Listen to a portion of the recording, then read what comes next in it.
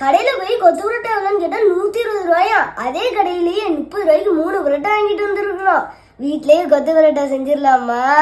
3 புரோட்டா நல்லா பொடியா பிச்சு எடுத்துக்கலாம். கடையில புரோட்டாவை கொத்துவாங்க, ஆனா அதை நம்மளால கொத்த முடியாது. அதனால நைஸா பிச்சு எடுத்துக்கலாம். என்ன ஊத்திக்கலாம்? கொஞ்சம் சீரகம், கொஞ்சம் சோம்பு போட்டுக்கலாம். அது கூடவே இஞ்சி பூண்டு சேர்த்துக்கலாம். பொடிசா இருந்தா பல்லாரி சேர்த்துக்கலாம். கொஞ்சம் உப்பு போட்டுக்கலாம். கருவேப்பிலை போட்டுக்கலாம். தக்காளி போட்டுக்கலாம். தக்காளி கூடவே கரம் மசாலாவும் போட்டுக்கலாம். இல்ல கரம் மசாலா, கறி மசாலா, சிக்கன் மசாலா எதுனாலும் சேர்த்துக்கலாம். நல்லா வதங்கிச்சு முட்டையை உடைச்சு ஊத்திக்கலாம்.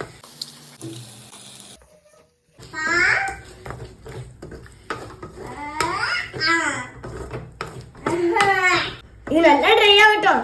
இப்போ பிச்சு வச்ச பரோட்டா சேர்த்துக்கலாம். பரோட்டாவை முட்டை கூடயே 2 நிமிஷம் கிண்டிக்கலாம்.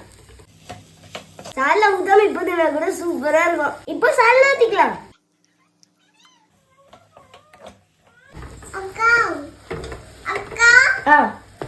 என்னடா கொத்து புரோட்டா. ஆமா அக்கா செய்யறாளா?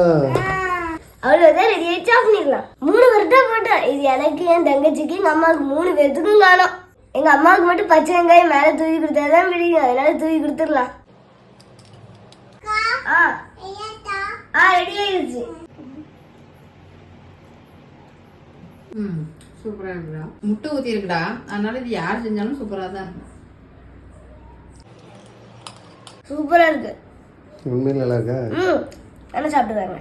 வேணாம் ஏன் கடையில வந்து கொத்து புரோட்டா ரொம்ப காசு கொடுத்து வாங்க வேண்டாம்னு நினைச்சீங்கன்னா இந்த மாதிரி ட்ரை பண்ணுங்க. டேஸ்ட் பக்காவா இருக்கு.